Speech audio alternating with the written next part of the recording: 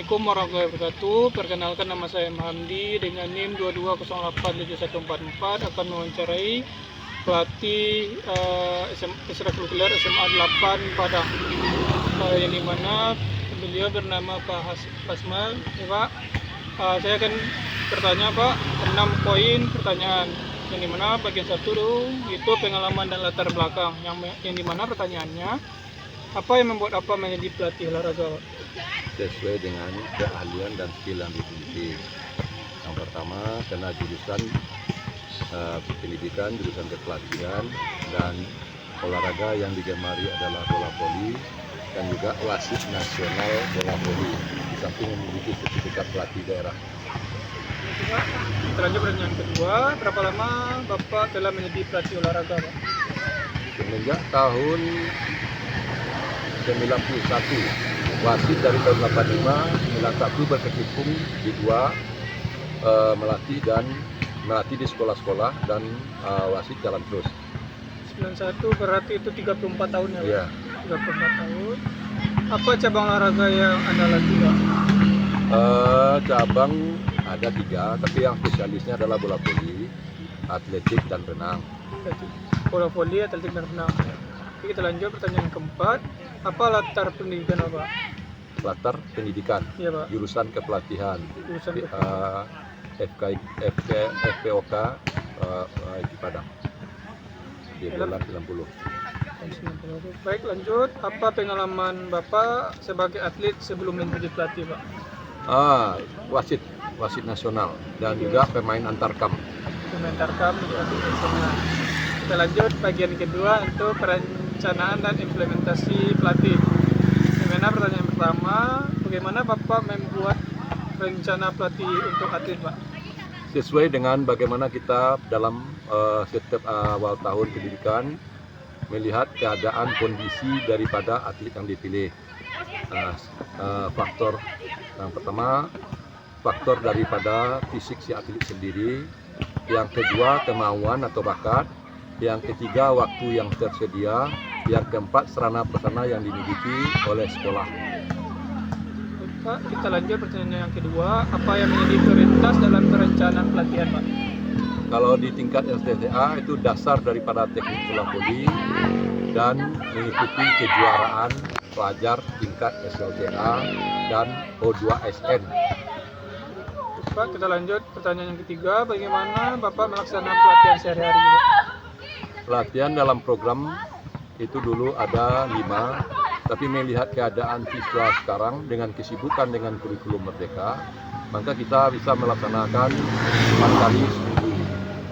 Bilang 1, yang seharusnya untuk pembinaan atau pelatihan itu yang sebaiknya kan 5 kali seminggu. Tapi itu bisa terlaksana sekarang kadang 3, kalau cuaca tidak mengizinkan kena kita latihan di lapangan terbuka. Yang di dalam programnya 4 kali. Tetapi terlaksana mayoritas banyak 3 kali dan bahkan ada yang 2 kali untuk kena cuaca. Karena faktor cuaca ya Pak. Kita lanjut pertanyaan berikutnya. Apa yang Bapak lakukan untuk Kita lanjut pertanyaan berikutnya tentang perencanaan implementasi pelatihan, yang dimana pertanyaannya, apa yang Bapak lakukan untuk memastikan atlet memahami instruksi Pak? Kita melihat keadaan atlet, siap dia untuk latihan atau tidak. Jangan kalau dia punya beban, misalnya ada masalah dari rumah, ada masalah di lapangan, ada masalah di sekolah, itu kita seorang pelatih harus memahami. Karena yang namanya pelatih itu kita bisa kadang-kadang sebagai bapak, sebagai paman, sebagai hakim, sebagai polisi, sebagai bagaimana memotivasi siswa itu. Jadi atlet tergantung tipe orangnya dan bagaimana kita seorang pelatih bisa membaca kemauan si atlet dan bakat yang dimiliki atlet. Kadang-kadang dia olahraga bola voli pelarian, karena dia ada masalah, misalnya dia ambil di basket, bermasalah di sana dia lari ke bola voli. Kadang-kadang dia di bola kaki, seperti ini dulu basket nih, yang Sidika. Sekarang lari ke bola voli karena ada permasalahan yang berat. Dan itu kita harus bisa mengetahui dan kita harus pahami masing-masing kriteria atlet, karena atlet itu sendiri tidak sama. Kadang-kadang ada yang kita pisahkan latihan. Contoh, kita melatih toser dengan melatih spek itu beda. Kalau toser, spek itu pun terbagi. Ada middle-nya, ada opotnya, ada outnya, dan itu tidak sama latihannya. Dan libero sama setter itu beda lagi. Dan kebetulan yang apalagi teknik bermain. Nah itu yang paling rumit itu mencari atlet adalah setter atau pengumpan. Itu paling sulit. Kadang-kadang udah dibujuk rayu bagaimana caranya.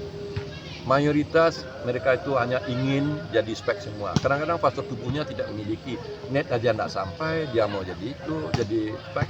Diarahkan dia ke libero, tidak mau. Diarahkan dia ke toser, tidak mau. Nah, ini yang kita susahnya. Dan kita menyikapinya ya dengan sabar. Tidak mau kita bisa dipaksa-paksakan. Dan lagi kita melihat kondisi rumah tangga atlet. Kadang-kadang dia ada didukung oleh orang tuanya dan kadang-kadang tidak, kemauan dia sendiri. Yang susahnya orang tua yang keras, ya atlet sendiri yang teraya dan yang sah. Kehadirannya 4 kali seminggu, kadang-kadang dia hadir 1 kali kalau yang didukung oleh yang kemauan orang tua. Tapi kalau kemauan si anak, kadang-kadang dia hadir 4 kali, tetapi dukungan orang tuanya tidak ada. Latar belakangi mungkin masalah keuangan atau keadaan rumah tangganya lah. Nah, itu kita harus bisa memperhatikan siswa itu apa kekurangan dan apa kelebihannya, kita itu harus bisa menyikapi. Baik Pak, kita lanjut pertanyaan berikutnya. Bagaimana Bapak mengatur jadwal pelatihan Pak? Karena ini sekolah dan ada juga kalau di klub kita koordinasi dengan anak, dengan si atlet kita kumpul. Kalau di sekolah anak kita melihat keadaan jam berapa dia pulang dan lihat di hari apa dia yang mata pelajarannya yang tidak berat. Kalau di hari itu matematik, fisika, nah itu kita nggak bisa maksana karena otaknya sudah lelah. Jadi di hari itu biasanya bahasa Indonesia, sejarah, geografi itu bisa kita latihan. Jadi latihan itu seharusnya ada tenggang hari 1 hari. Jadi kalau di sekolah kadang-kadang tidak bisa karena kita melihat kondisi sekolah juga, kondisi mata pelajaran yang diikuti hari itu. Contoh dahulu kita latihan 5 kali itu berturut-turut, Senin, Selasa sampai Jumat. Habis itu diganti 4, Senin, Rabu, Kamis, Sabtu, Minggu.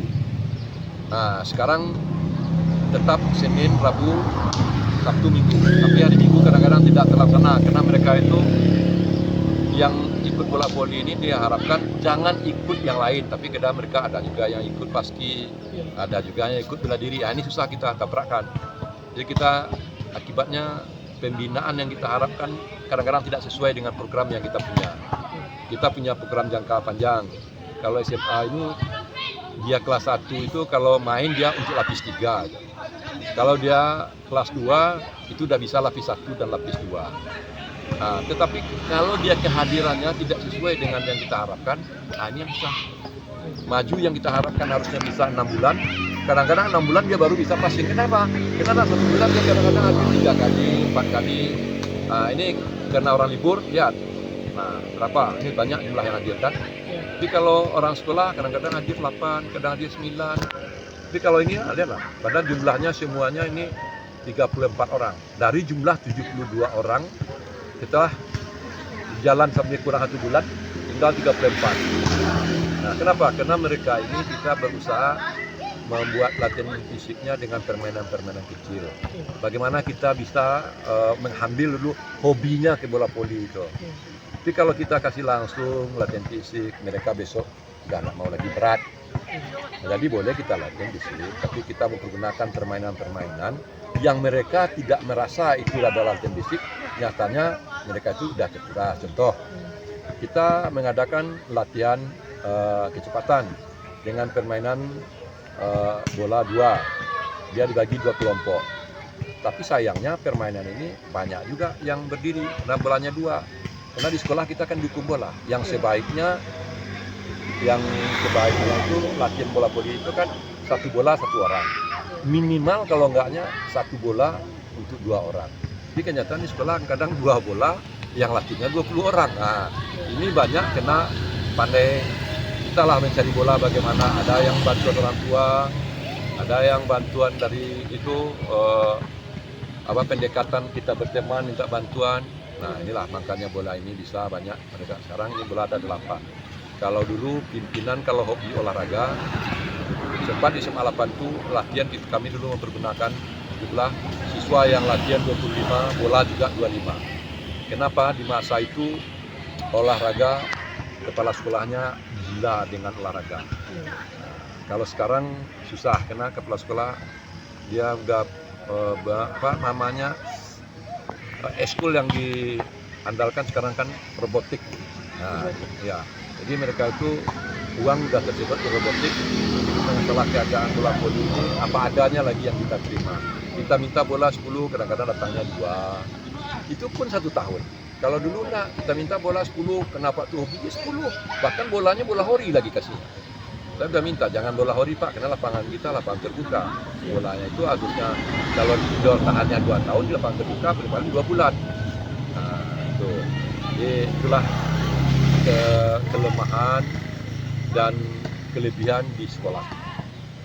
Baik, Pak, kita lanjut bagian ketiga Pak, evaluasi tentang peningkatan kinerja. Bagaimana Bapak mengevaluasi kemajuan atlet Pak? Atlet setiap minggunya kita akan melihat perkembangan. Ya. Ada perkembangan enggak? Yang susahnya mereka yang hadirnya sering libur daripada yang hadir. Akibatnya kita seorang pelatih sering mengulang. Yang maju kita lanjutkan dan yang ketinggalan tentu kita ngulang. Di sinilah waktu kita banyak tersita. Seharusnya kita udah bisa lanjut. Akibatnya yang lanjut itu cuma 2-3. Kita sesuaikan dengan 3 dan kita kembali ke dasar mereka yang jalankan. Lanjut pertanyaan yang selanjutnya, apa menjadi prioritas Bapak dalam meningkatkan kinerja atlet Pak? Kita hanya memberikan motivasi. Motivasi. Tidak ada lain daripada itu. Kadang-kadang kalau ada orang tuanya, kita minta bantuan orang tuanya, bagaimana orang tuanya bisa membantu atletnya. Karena atlet kalau ingin maju, tidak bisa dia akan berkembang apa yang diharapnya dengan latihan dengan pelatih tanpa didukung oleh orang tua. Dan juga latihan tambahan di rumah. Karena kan ada jadwalnya yang kosong, ya mengulang apa yang didapatnya dengan pelatihnya, diulang di rumah. Kita lanjut. Dan selanjutnya, bagaimana Bapak menggunakan teknologi untuk meningkatkan kinerja atlet Pak? Nah ini kalau teknologi kita boleh dikatakan yang bisa dilihat sekarang inilah apa.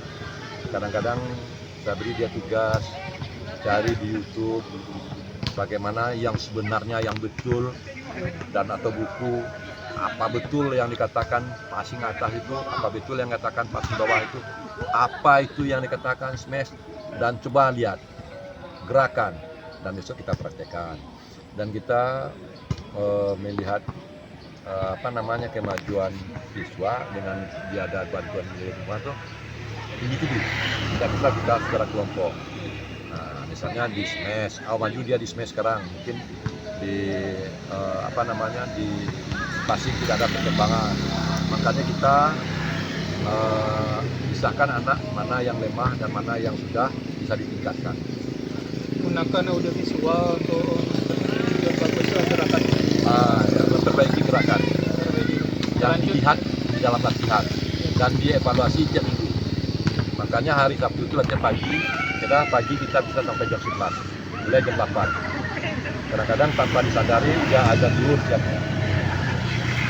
Kita lanjut pertanyaan berikutnya Pak, apa yang Bapak lakukan untuk mencegah cedera atlet Pak?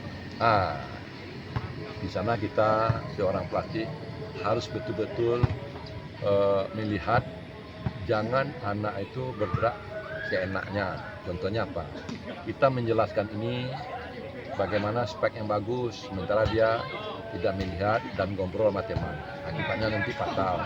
Dan juga kita lihat keadaan lapangan, karena lapangan juga akan menentukan. Kalau lapangan yang tidak data, mulai nanti itu bahayanya. Yang kedua kita memberikan pandangan sama anak-anak, sepatu yang dibeli itu sepatu yang untuk bola voli, jangan sepatu basket.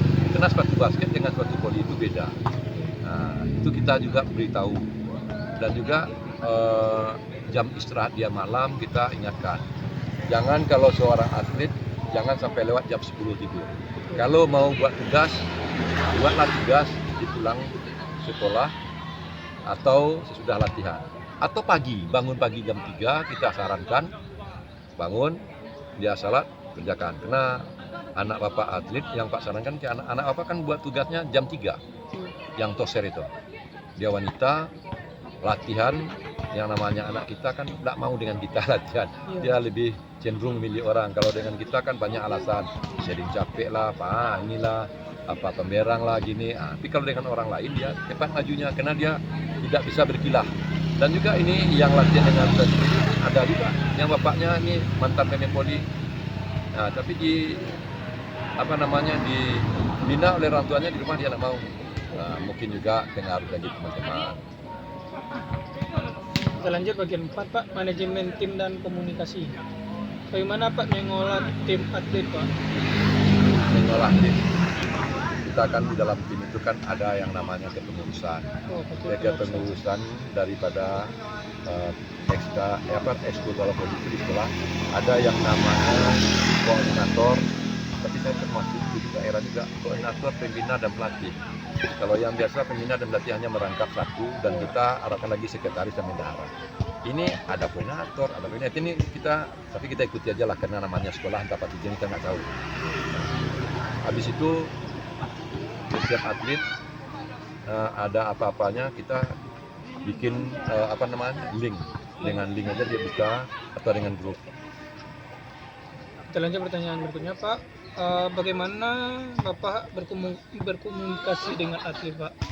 Komunikasi dengan atlet kadang-kadang langsung, kadang-kadang lewat grup, kadang-kadang itu langsung video call. Kita lanjut yang keempat Pak, apa yang Bapak lakukan jika terjadi konflik pada atlet Pak? Itu yang paling rumit menyelesaikannya karena ini sekolah. Kalau sekolah kita harus hati-hati. Pembicaraan kita dengan atlet harus mendidik, tidak bisa lepas kayak di klub. Habis itu kita menyikapi apa keinginannya. Itu kita harus bisa baca. Kadang-kadang kata kasarnya kita si atlet kalau kita ini tidak bisa. Itu bahasa kita harus sangat mendidikan. Lalu kita lanjut pertanyaan berikutnya Pak. Bagaimana Bapak membangun hubungan dengan atlet Pak? Membangun hubungan dengan atlet tadi, kita setiap ada kegiatan atau ada waktu senggang, bagaimana kita kumpul sambil ngomong-ngomong, bagaimana tentang perkembangan bola voli kita, bagaimana untuk kemajuan ke depan. Masing-masingnya kita tanya bagaimana dukungan dari orang tua dan apakah di rumah ada latihan setelah latihan dari sekolah, apakah ada dibantu oleh orang tua menambah pembelian sarana atau membuat sarana, dan kita bikin sarana se-efisien mungkin, jangan sampai beli. Kita banyak menggunakan benin Honda, tidak ada yang kita beli, dan untuk latihan beban kita buat sendiri. Habis itu kalau untuk latihan lecutan tangan kita menggunakan benin, kita tidak menggunakan fitness, nah di sekolah tidak ada. Kita bikin seadanya apa adanya dan pandai kita mengolahnya. Baik, kita lanjut ke bagian yang kelima Pak, tantangan dan harapan. Apa yang menjadi tantangan terbesar dalam melatih atlet Pak? Karena kita latihan di lapangan terbuka, sering kita dikecewakan oleh cuaca. Habis itu sarana dan prasarana yang tidak mendukung. Habis itu kehadiran atlet, kadang-kadang hadir, kadang tidak. Dan kita mengharapkan dia hadir 4 kali, kadang-kadang dia hadir 2 kali. Dan habis itu disiplin, mereka kita suruh hadir jam 4, dia datang setengah 5. Kalau hari Sabtu disuruh dia hadir jam 7.45, dia hadir 8.14, kadang jam setengah 9. Disiplin ini yang rumit kita kehadirannya Pak. Kita lanjut bagian kedua Pak, bagaimana Pak mengatasi tantangan tersebut Pak? Dengan memberikan motivasi dan mendekatkan kepada anak-anak motivasi. Kalau bisa kita minta kita bisa bertemu dengan orang tuanya, kalau yang orang tuanya di bola voli dan yang mendukung anaknya di ekskul. Kadang-kadang ada orang tua yang mendukung dia datang. Kita lanjut bagian yang kedua Pak, apa yang Bapak harapkan dari atlet dalam beberapa tahun ke depan? Kita mengharapkan kalau dapat dia prestasinya bukan prestasi di sekolah, tetapi prestasi ini banyak. Seperti yang sudah tamat, mereka sudah beberapa orang itu mengikuti kejurnas, bahkan ada yang berjuang, dan setelah itu kita mengharapkan dengan ekskul itu dia bisa lapangan pekerjaan untuk dia, atau dia bisa melanjutkan perkuliahan dengan itu. Dan ada lagi yang seperti kemarin yang masuk ke kepolisian, di TNI, karena fisiknya udah terbentuk dari dasar, dan itulah yang bisa kita bantu. Kita lanjut bagian yang selanjutnya Pak. Apa harapan Bapak dari organisasi olahraga dalam beberapa tahun ke depan? Kita mengharapkan tahun depannya kemajuan dan kebersamaan. Dan kita mengharapkan Sumbar bisa berbicara di tingkat nasional. Yang selama ini kita baru bisa berbicara di tingkat regional. Kalau dapat besok bukan regional lagi, bisa berbicara seperti PON, Kejurnas, dan lapangan pekerjaan untuk mereka. Dan dia masuk perkuliahan, dapat dengan sertifikat mereka bisa membantunya untuk ikatan dinas, setelah ikatan dinas, dan termotivasilah dia untuk masa depannya ada di olahraga. Kita lanjut bagian selanjutnya Pak. Pertanyaan selanjutnya, bagaimana Bapak melihat masa depan olahraga di Indonesia? Olahraga kita tergantung pada pimpinan. Setiap pimpinan itu beda-beda. Dan kita tentu berharap maju ke depan. Bagaimana negara-negara maju itu bisa maju. Sekarang yang kita lihat perkembangan kini di Indonesia yang lebih maju kan Liga, Voli, salah untuk majukan dan bola kaki ya. Itu yang kita lihat di sekarang kan maju. Itu tergantung pada pimpinan. Ini pimpinan dan sarana prasarana dan dukungan negara dengan keuangan. Kita lanjut dengan selanjutnya, apa yang Bapak lakukan untuk meningkatkan kualitas pelatihan? Kalau pelatihan itu kita harus banyak belajar, bukan harus belajar itu kan banyak, misalnya kita ambil dari akademi-akademi yang kita lihat. Saya sering berpedoman kepada akademi samator sama latihan dasar Jepang. Tapi latihan dasar Jepang kita sekarang nggak bisa mengikuti karena Jepang itu dia menggunakan robot. Teknologi. Nah, teknologi dia dengan robot. Sementara kalau akademi samator yang saya perhatikan terus jauh ketinggalan kita. Mereka itu tinggi-tinggi dan latihannya 2 kali sehari. Sementara kita sore aja sesaat. Itu ketinggalan kita. Dari segi kemauan dan disiplin kita tinggalan. Tinggal teknologi dan SDM Pak. Dan sarana dan prasarana. Selain bagian ke-6 pengembangan diri Pak, apa yang Bapak lakukan untuk meningkatkan kemampuan sebagai pelatih? Kita harus banyak belajar dan banyak mencari-cari materi yang bisa untuk bantu kita. Dan kita carilah di akademi-akademi. Nah, akademi atau saya sering juga lihat latihan-latihan negara-negara maju di bola voli. Ya, kita lanjut pertanyaan berikutnya Pak, bagaimana Bapak membangun jaringan dengan pelatih lain Pak?